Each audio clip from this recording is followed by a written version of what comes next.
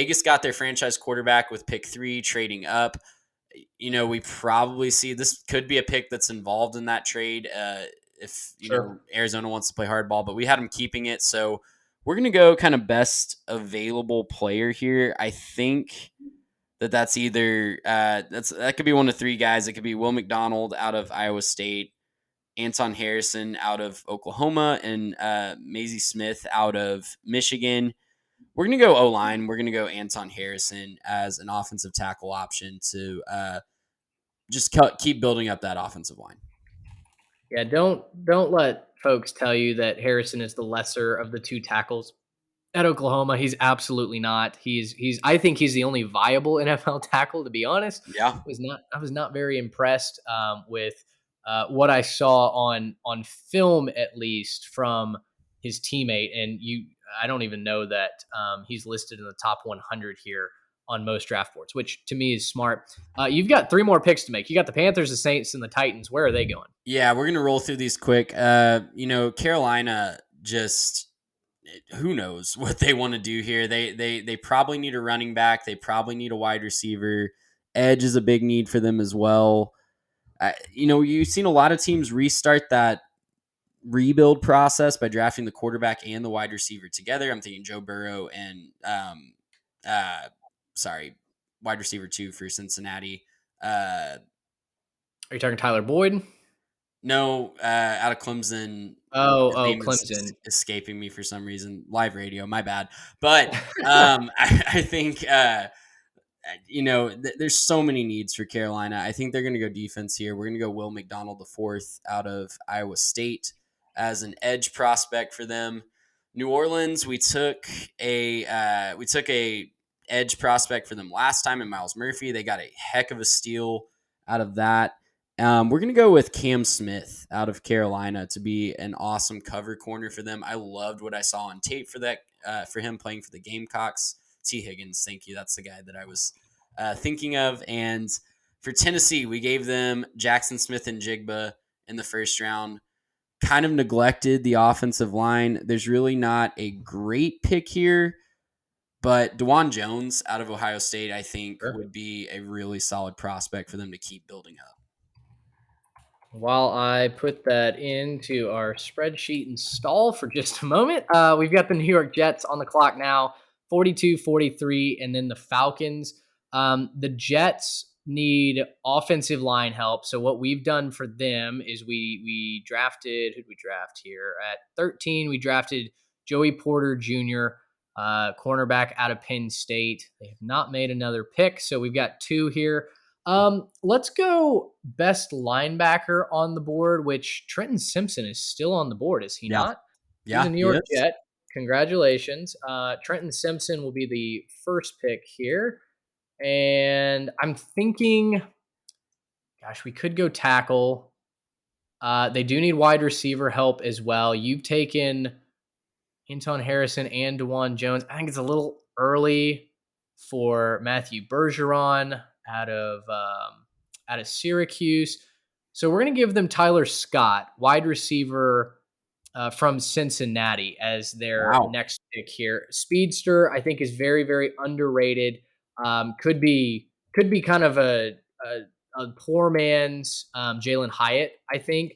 Big play potential, and I really like what he can bring to the table.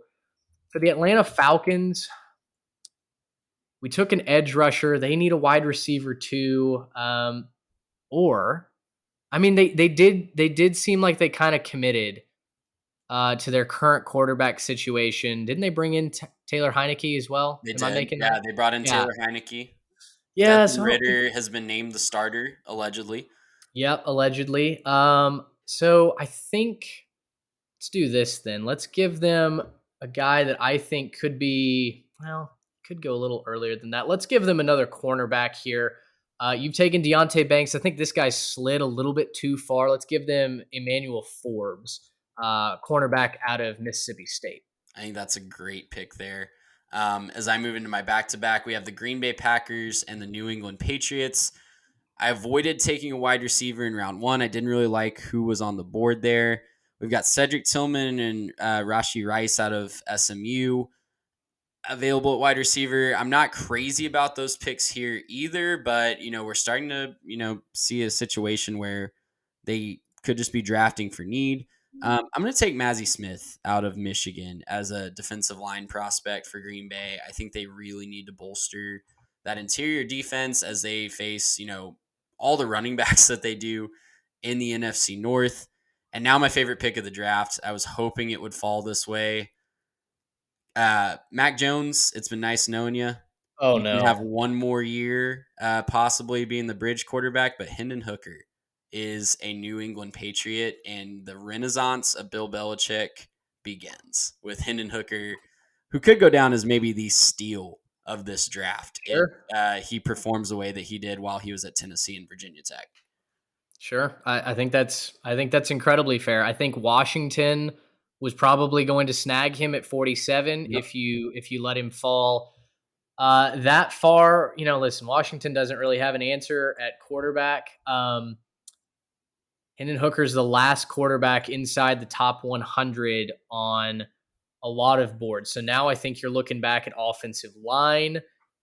This could be, let's see here. Cody Mock's already gone. So we're going to give them Matthew Bergeron, tackle. Actually, you know what? No, we've got linebacker as a board as a need. So gosh, this is an ultimate Washington pick. We're giving him linebacker Jack Campbell out of Iowa, best linebacker in the country. What is it, the Butkus Award that he just won? A very, very solid defender, and I think that's a typical Washington pick, right? They always kind of have a Captain America on their defense. We've gone defense a couple of times for them this year, and Jack Campbell's the pick there. Detroit Lions need defensive line help. You took Mozzie Smith, who was probably the guy that I was going to go with. So let's give them Gervin Dexter, senior out of Florida. I think that makes a lot of sense for them. Another very strong defender who's going to shore up that run defense. He's out of Florida, had a great career for the Gators. And then I, again, gave myself Pittsburgh, so you're back on the clock here. So Pittsburgh, we've helped the offensive line, I believe. We took Darnell Wright out of Tennessee. We got them a linebacker last time. So with our second round pick, we're going to go with the defensive backfield. And guy that slid a little bit on our draft here who could go in the first round, I think, is Antonio Johnson. And I think that would be a great fit for the Steelers defense right here. So we're going to take the number 2 safety on most people's boards in Antonio Johnson. I think Tampa Bay would be really upset with that pick because they could definitely use a safety as well. But there's another guy. And at this point, you're not really drafting for need if you have a guy on your board that's just jumping off the board. I think Kelee Ringo out of Georgia is, if he's still sitting here this far down at pick 50 we're at now, I think that it's going to be hard for a team like Tampa Bay to pass him up. Yep. And that leaves us with the Miami Dolphins getting their first pick of this draft. Huge need at tight end, huge need at offensive line, interior offensive line specifically. Not really a great tight end prospect that you'd really want to take right here. Maybe Sam Laporta out of Iowa. Maybe one of the more project guys like Luke Schoonmaker or Tyler Kraft. But offensive line, just pulling up who we've got here. We've got Matthew Bergeron out of Syracuse at the offensive tackle position. If we want to go interior, we could do John Michael Schmitz, the center from Minnesota, or Joe Tippmann out of Wisconsin. Yep. I think Bergeron is the best pick possible here for Miami if we're going offensive line. They need to do a better job projecting Tua if they want him to last, and getting a stalwart at offensive tackle could help with that. All right, so I'm on the board again with Seattle. Seattle has taken Jalen Carter. They've also taken Jordan Addison. Believe they haven't picked any. Haven't picked anybody else. So we are once again going to turn to the defensive line, and a guy that I can't believe has fallen this far, but edge rusher B.J. Ojulari, great out pick. of LSU. He was going to be my pick for Chicago if you didn't. Yeah, just a guy that I think got not lost in the shuffle necessarily, but could go really anywhere from the end of the first round all the way through the second round. Seattle grabs him here at 52. Explosive edge player out of LSU is never really fully put it together. He was a 5-star recruit coming out of high school. Never had just a complete game-breaking season, but shows enough, I think, to warrant a second-round pick.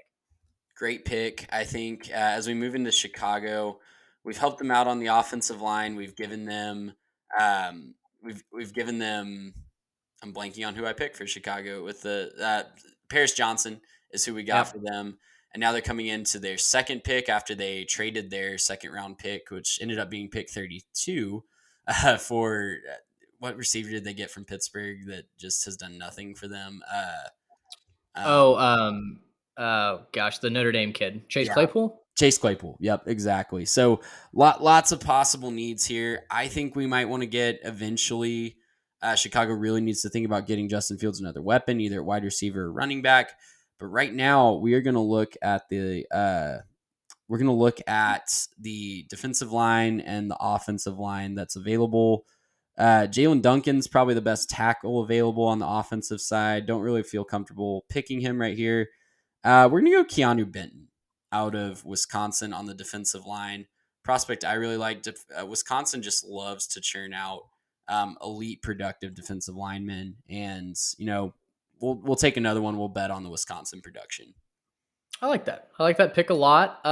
For the Chargers, we're going to take a corner, which is one of their top needs, and Darius Rush from South Carolina, one of our teammates over the transfer portal, Liam Blutman. He loves Darius Rush, believes he's actually cornerback 1 in this year's class, thinks he's going to be redrafted much higher than 54 to the Chargers. For the Lions, man, they took they got Will Anderson. I think if they hadn't, this is a place where Felix Nduke Uzama goes, edge rusher out of Kansas State. But they already got edge. We've addressed tight end. I don't know if this is going to be seen as a reach or not. I mean, according to Dane Brugler's big board, it's kind of right in line with where you might see this guy go. We're going to give them Cedric Tillman, wide receiver out of Tennessee.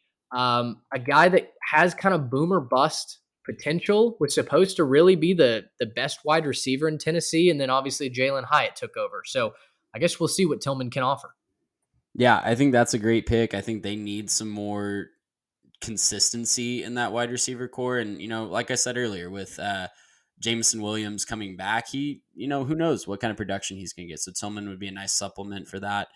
For the Jaguars, we gave them an edge prospect in the first round. We're going to go cornerback to continue to keep building up that defense. We're going to go Julius Brents out of Kansas State in the second round. Yeah, great pick. A guy who's very, very tall, very athletic, good ball skills, can get up and deflect passes, has good closing speed as well. I think Julius Brents is a very, very solid cornerback to take here. Giants are back on the clock. Looking at safety potentially here. You took Antonio Johnson. I think it's a little early for Jair Brown or Jordan Battle. Wide receiver's been a little cleaned out as well. So you know what? Let's maybe and they took just a wide receiver in the first round in this mock. And they did take Zay Flowers in the first round. I'm kind of looking down our board here to see who might be best available. DJ Turner, cornerback out of Michigan, is a guy that hasn't been touched here. So we'll give him to the Giants and put the Cowboys back on the clock. Cowboys are back on the clock. We got Bijan Robinson in the first round. Defensive line could always use some help. Tulupito, I am going to butcher his name, but the kid out of USC could be a great pickup here. I think that might be where I'm leaning. I'm going to take a peek at linebacker because Lord knows that Vander Esch is probably going to get hurt again this year. Sure. Henley out of Washington State could be an interesting pickup. Henry To'o is also there, but probably a little too early for him. So we're going to take Thule out of USC to kind of keep supplementing that defensive line. For the Bills, we really just a luxury pick here, huh? Like that, just not a lot of needs. We took care of defensive back in the first round. We could double up on the defensive back, but let's have some fun here. Let's give him Zach Charbonnet out of UCLA. Let's give them my RB2. The conventional RB3, I feel like, across the board, but my RB2 out of UCLA, Zach Charbonnet, just kind of a do-it-all guy and maybe the missing piece to making that Buffalo Bills offense just more consistent as they go up against those better defenses. Yeah, I like it a lot. This is where Felix and Duke Uzama will go at number 60 to the Cincinnati Bengals, continuing to shore up that defensive line. Their defense has not been amazing. Their offensive line has been terrible, but their defense has been a lot better since they've been able to get pressure on the opposing quarterback, shorten their drive length, and keep Joe Burrow on the field. I think adding a guy like Felix, who slid down here to 60, is a good pick. With Chicago coming back up on the clock, we still need to keep protecting Justin Fields. We're going to take John Michael Schmitz out of Minnesota as an interior line prospect, guy that could probably play center or guard eventually if you worked with him. So get a little flexibility in there and keep protecting Justin Fields. I love it. Center out of Minnesota. I think the Eagles, who are back up on the clock, they've taken offensive line. They've taken Brian Branch as well. This is a tough, a tough pick here. We could go cornerback. We could go safety. I'm looking who's just best available at these different positions. Yeah, you got Julius Brents. I think they would love to have him down at the safety. Is this? It's still probably a little too early for Jair Brown. You know what? No, here's what we're going to do. We're going to go wide receiver for Philly. That's a need. Cedric Tillman is off the board. I think they go. I'm going to give them Rashee Rice, wide receiver at SMU here at 62. I think that's a great pick. It's going to be really interesting to see where he falls. And I think someone who is going to get a steal and a really productive player whenever he does go off the board. Could be late second, could be early third, somewhere in there. Kansas City, to kind of close this out. Man, we have just so many options here. I think I'm going to continue to supplement the pass rush. I think Kansas City really believes in, quarterback and pass rush as the way to win. Obviously, they paid Patrick Mahomes. They've had a great pass rush, but some of those guys are starting to get a little bit older. We're going to go Isaiah Foskey out of Notre Dame to kind of close out the second round and just continue to build that talent from the edge position at Kansas City. And that's where they're going to have to invest, right? They're going to have to find some bargains in wide receiver and edge as they continue to pay up for Patrick Mahomes, as they rightfully should. Gracious,